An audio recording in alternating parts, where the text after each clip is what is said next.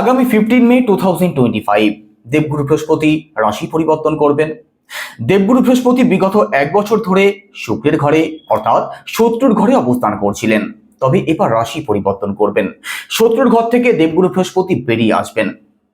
দেবগুরুর এই রাশি পরিবর্তন কর্কট রাশির মানুষদের জন্য কোন কোন দিক থেকে কি ভাবে প্রভাব ফেলবে, কোন কোন দিকটা ভালো থাকবে আর কোন কোন দিক থেকে বিশেষভাবে সাবধানে থাকতে হবে, সমস্ত কিছু ডিটেলস আলোচনা করব according to house, according to planet. তো সম্পূর্ণ ভিডিওটি অবশ্যই দেখুন। কর্কট রাশির মানুষেরা আছেন, এতদিন বিগত এক বছর ধরে দেবগুরু আপনাদের একাদশ ভাবে অবস্থান করছিলেন, তবে 15 মে রাশি পরিবর্তন করে আপনাদের দ্বাদশ ভাবে প্রবেশ করবেন। দেবগুরু আপনাদের ব্যয়ভাবে প্রবেশ করবেন। একই সাথে দেবগুরু দৃষ্টি পড়বে আপনাদের চতুর্থ ভাবে, আপনাদের ষষ্ঠ ভাবে, আপনাদের অষ্টম ভাবে। তো দেবগুরুর এই রাশি পরিবর্তন কর্কট রাশির মানুষদের জীবনে কোন কোন দিক থেকে পরিবর্তন আনবে দেখুন। দেবগুরু আপনাদের দ্বাদশ ভাবে প্রবেশ করবেন। দ্বাদশ ভাব থেকে কোন কোন দিককে বিচার করা হয় দেখুন। প্রথমত দ্বাদশ ভাবকে শুভ ঘর মনে করা হয় না, দ্বাদশ ভাবকে ব্যয়ভাব বলা হয়, দ্বাদশ ভাবকে ত্রিক ভাব মনে করা হয়। তো দেবগুরু বৃহস্পতি আমাদের সেভিংসের কারক, আমাদের সন্তানের কারক, আমাদের সঞ্চয়ের কারক। তো দেবগুরু বৃহস্পতি যেহেতু আপনাদের দ্বাদশ ভাবে প্রবেশ করবেন, সঞ্চয় করতে কিন্তু একটু প্রবলেম আপনাদের অবশ্যই ফেস করাবেন দেবগুরু বৃহস্পতি। অর্থাৎ যে কোনো দিক থেকে খরচ আপনাদের বাড়তে পারে। যে পয়সা আপনি ইনকাম করবেন সেই পয়সাকে ধরে রাখতে আপনাদের একটু সমস্যা হতে পারে, খরচের মানসিকতা আপনাদের বাড়তে পারে। এই দিক থেকে বিশেষভাবে সিরিয়াস থাকবেন। আর একই সাথে দেবগুরু বৃহস্পতি যেহেতু আপনাদের দ্বাদশ ভাবে প্রবেশ করবেন এই এক বছরের মধ্যে, অর্থাৎ 15 মে পর থেকে পরবর্তী এক বছরের মধ্যে হসপিটাল অথবা নার্সিং হোমের চক্করে কিন্তু আপনাদের কাটতে হতে পারে। চিকিৎসা সংক্রান্ত দিক থেকে খরচ আপনাদের বাড়তে পারে। ওষুধপত্র, ডাক্তার এইসবের কারণে খরচ কিন্তু আপনাদের বাড়তে চলেছে। সেটা হতে পারে আপনার অথবা আপনার পরিবারের কারণে। তবে তাদের জন্য ভালো সময় থাকবে যারা বিদেশ যাত্রা করতে চাইছেন, বিদেশে যারা সেটেল হতে চাইছেন, অথবা এমএনসি কোনো কোম্পানিতে যারা চাকরি করছেন, অথবা ফরেন কোনো কোম্পানিতে যারা চাকরির চেষ্টা করছেন। আপনাদের জন্য অবশ্যই পজিটিভ পরিবর্তন থাকবে। বিদেশ থেকে যাদের ইনকাম আসে আপনাদের জন্য ভালো সময় থাকবে। বিদেশ যাত্রা যারা করতে চাইছেন আপনাদের জন্য ভালো সময় থাকবে। লং ট্রাভেল, স্পিরিচুয়াল ট্রাভেল আপনাদের হতে পারে এই এক বছরের মধ্যে।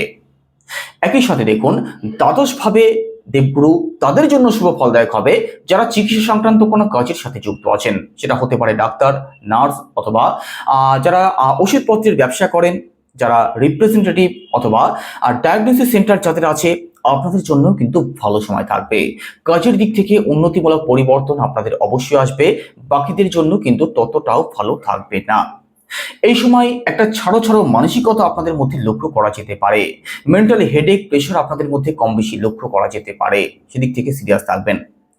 একই সাথে দেবগুরু দৃষ্টি পড়বে আপনাদের ফোর্থ হাউসে দেবগুরুর দৃষ্টি আপনাদের জন্য অবশ্যই পজিটিভ থাকবে। এই এক বছরের মধ্যে ঘর পরিবারে কিছু রেনোভেশন যদি করতে চান আপনি করতে পারেন। প্রপার্টি সংক্রান্ত কিছু না কিছু লাভ আপনাদের প্রাপ্তি হতে পারে। প্রপার্টি যদি ক্রয় বিক্রয় করতে চান আপনি অবশ্যই করতে পারেন, তার জন্য ভালো সময় থাকবে। কারণ দেবগুরু দৃষ্টিকে অমৃত মনে করা হয়। শুভ কোনো ঘরে যদি দেবগুরু দৃষ্টি পড়ে সেই সমস্ত দিক থেকে পজিটিভ রেজাল্ট কিন্তু অবশ্যই প্রাপ্তি হয়। তো প্রপার্টি সংক্রান্ত দিক থেকে পজিটিভ রেজাল্ট আপনাদের প্রাপ্তি হবে। প্রপার্টি সংক্রান্ত কোনো প্রবলেমে যদি ফেসে থাকেন তার থেকেও আপনি বেরিয়ে আসতে পারবেন। একই সাথে ফোর্থ হাউস থেকে আমাদের মাকে বিচার করা হয়, তো মাতৃপক্ষ কিন্তু আপনাদের ভালো হতে দেখা যাবে। মায়ের দিক থেকে যারা প্রবলেমে আছেন, মায়ের স্বাস্থ্যের দিক থেকে অথবা মায়ের সাথে যাদের বনিবনার জায়গাটা কোনোভাবেই ভালো নেই, তাদের জন্য কিন্তু ভালো সময় আসছে 15 মে পরবর্তী সময়ে। 15 মে পরবর্তী সময়ে মাতৃপক্ষ আপনাদের ভালো থাকবে। একই সাথে পড়াশোনা সংক্রান্ত দিক থেকেও পজিটিভ রেজাল্ট অবশ্যই পাবেন। যে সমস্ত কর্কট রাশির মানুষেরা পড়াশোনার সাথে যুক্ত আছেন, স্টুডেন্ট যারা আছেন, আপনাদের কিন্তু পড়াশোনার দিক থেকে পজিটিভ রেজাল্ট অবশ্যই প্রাপ্তি হবে। 15 মে পর থেকে পরবর্তী এক বছর পড়াশোনা আপনাদের ভালো চলবে। এই এক বছরের মধ্যে এডুকেশনাল কিছু পরিবর্তন যদি করতে চান, নতুন কোনো সিদ্ধান্ত যদি নেওয়ার থাকে আপনি অবশ্যই নিতে পারেন। ওভারঅল পড়াশোনা আপনাদের অত্যন্ত ভালো থাকবে। অ্যাডভান্স লেভেলের চিন্তা ভাবনা কিন্তু কর্কট রাশির বিদ্যার্থীদের মধ্যে লক্ষ্য করা যাবে। একই সাথে দেখুন, এখানে দেবগুরুর দৃষ্টি আপনাদের ষষ্ঠ ভাবে পড়ছে। ষষ্ঠ ভাব কিন্তু শুভ নয়, ষষ্ঠ ভাব ত্রিক ভাব। ষষ্ঠ ভাব থেকে ঋণ, রোগ, শত্রুকে বিচার করা হয়। তো এই এক বছরের মধ্যে ব্লাইন্ড ট্রাস্ট কাউকে করতে যাবেন না, কারণ শত্রু কিন্তু আপনাদের পেছনে অ্যাক্টিভ থাকবে। যে কোনো বিষয় নিয়ে তারা আপনার ক্ষতি করার চেষ্টা করতে পারে, আপনার পেছন লাগার চেষ্টা করতে পারে, অথবা আপনাকে কথা শোনাতে পারে, সর্বসম্মুখে আপনাকে ছোট করার চেষ্টা করতে পারে। তো ব্লাইন্ড ট্রাস্ট একদমই করতে যাবেন না। স্বাস্থ্য সংক্রান্ত দিক থেকে সিরিয়াস থাকার চেষ্টা করবেন। পেটের দিক থেকে ভোগান্তির সম্ভাবনা কিন্তু রয়েছে, বিশেষ করে ডায়াবেটিস, যারা সুগারে ভুগছেন, অথবা স্টোমাক লিভার সংক্রান্ত প্রবলেম কিন্তু পরবর্তী এক বছর আপনাদেরকে একটু প্রবলেমের মধ্যে রাখতে পারে। তো খাওয়া দাওয়া অবশ্যই ভাবনা চিন্তা করে তবেই করবেন। একই সাথে স্বাস্থ্য সংক্রান্ত যে কোনো দিক থেকে সিরিয়াস কিন্তু আপনাদেরকে থাকতেই হবে। এই এক বছরের মধ্যে লোন সংক্রান্ত সমস্যাতে কিন্তু আপনাদের পড়তে হতে পারে। টাকা ধার দেওয়া অথবা টাকা ধার নেওয়া অবশ্যই ভাবনা চিন্তা করে তবেই সিদ্ধান্ত নেবেন, না হলে কিন্তু আপনি প্রবলেমে জড়িয়ে পড়তে পারেন। অর্থনৈতিক দিক থেকে আপনাদের মধ্যে হেডেক, টেনশন বাড়তে পারে। তো এই সমস্ত দিকগুলো তো একটু নেগেটিভ ফল আপনাদের প্রাপ্তি হতে পারে। একই সাথে দেবগুরুর দৃষ্টি আপনাদের অষ্টম ভাবে পড়ছে। অষ্টম ভাবে যেহেতু দেবগুরুর দৃষ্টি পড়ছে, কোন কোন দিক থেকে সিরিয়াস থাকতে হবে? প্রথমত, এই সময় কিন্তু বাধা বিপত্তি কম বেশি আপনাদের জীবনে আসতে পারে, কারণ রাশিচক্রের অষ্টম ভাবকে সব থেকে খারাপ ঘর মনে করা হয়। অষ্টম ভাব থেকে আমাদের জীবনে বাধা বিপত্তি আসে। তো যে কাজ আপনার দুদিনে হয়ে যাওয়ার কথা, সেই কাজ হতে কিন্তু আপনাদের দুদিন আরো বেশি দৌড়তে হতে পারে। যে কোনো দিক থেকে আপনাদের বাধা বিপত্তি আসতে পারে, চোটাঘাত লাগতে পারে। বিশেষ করে যারা গাড়ি ঘোড়া চালান, মেশিন চালান, আপনাদেরকে একটু সিরিয়াস হয়ে কাজ করতে হবে। তো অষ্টম ভাবে দেবগুরু দৃষ্টি তাদের জন্য ভালো সময় থাকবে যারা উচ্চশিক্ষার সাথে যুক্ত আছেন, যারা ডিপ নলেজ, অকাল্ট নলেজ সংক্রান্ত দিকে যুক্ত আছেন, যারা এই সমস্ত ক্রিয়াকলাপের সাথে যুক্ত আছেন, অর্থাৎ তন্ত্রমন্ত্র, জ্যোতিষ চর্চা, গুপ্তবিদ্যা, এদের জন্য কিন্তু ভালো সময় থাকবে। যে কোনো বিষয় গভীরভাবে জানার ইচ্ছা আপনাদের প্রকট হবে, আর যেটা বিদ্যার্থীদের জন্য অত্যন্ত পজিটিভ থাকবে।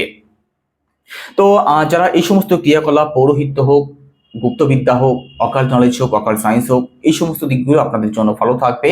বাদ বাকিদের জন্য কিন্তু একটু চ্যালেঞ্জিং অবশ্যই থাকবে। চোটাঘাত লাগতে পারে, যে কোনো দিক থেকে বাধা বিপত্তি আসতে পারে, পৈতৃক সম্পত্তি সংক্রান্ত দিক থেকে প্রবলেম আসতে পারে। তো এই সমস্ত দিক থেকে একটু সিরিয়াস অবশ্যই থাকবেন। তো দেবগুরুর এই পরিবর্তন আপনাদের জন্য বিশেষ কিছু যে পজিটিভ পরিবর্তন হবে সেটা কিন্তু নয়। একটু সিরিয়াস থাকতেই হবে। মাতৃপক্ষ আপনাদের ভালো থাকবে, প্রপার্টি সংক্রান্ত দিক থেকে পজিটিভ রেজাল্ট পাবেন, আপনাদের পড়াশোনার জায়গাটা ভালো থাকবে। এমএনসি কোম্পানি অথবা ফরেনে যারা আছেন তাদের জন্য ভালো থাকবে, বাকিদের জন্য কিন্তু একটি চ্যালেঞ্জিং অবশ্যই থাকবে। তো দেখুন, কোনো নেগেটিভ পজিটিভ নয়, according to house, according to planet কি ফল আপনাদের প্রাপ্তি হতে পারে সেটাই এক্স্যাক্ট আলোচনা করেছি। আলোচনা কেমন লাগলো অবশ্যই কমেন্টে জানাবেন। কিছু নেগেটিভ ফল অবশ্যই প্রাপ্তি হবে, তাই নিয়ে কিছু মন খারাপ করার বিষয় নেই। দেবগুরু বৃহস্পতির বীজ মন্ত্র জপ করুন, সেটা কি ওম গ্রাম গ্রিম গ্রমশা গুরুবে নমঃ, রোজ 108 বার। পজিটিভ রেজাল্ট অবশ্যই পাবেন। যে নেগেটিভ প্রভাবগুলো আপনাদের উপরে পড়তে চলেছে তার থেকে আপনি অবশ্যই বেরিয়ে আসতে পারবেন। তো কেমন লাগলো আলোচনা কেমন লাগলো অবশ্যই কমেন্টে জানাবেন। সবাই ভালো থাকবেন। একই সাথে আপনি যদি একজন নতুন দর্শক হয়ে থাকেন, চ্যানেলটিকে সাবস্ক্রাইব করে পাশে থাকবেন। আলোচনা যদি ভালো লাগে লাইক, কমেন্ট এবং শেয়ার করতে ভুলবেন না। তো সবাই ভালো থাকুন। আজকের আলোচনা এখানে শেষ করছি। নমস্কার।